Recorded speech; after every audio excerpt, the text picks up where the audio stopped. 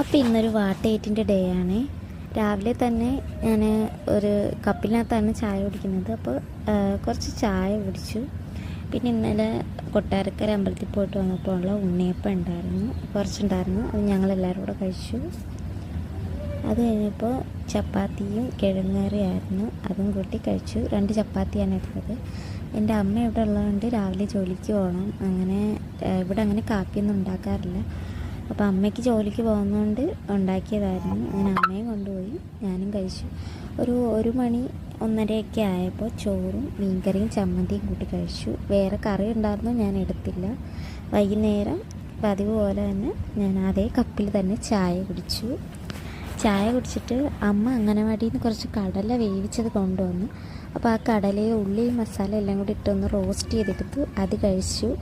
പിന്നെ രാത്രി ഒരു 9:30-10 മണിയൊക്കെ ആയപ്പോഴത്തേക്കും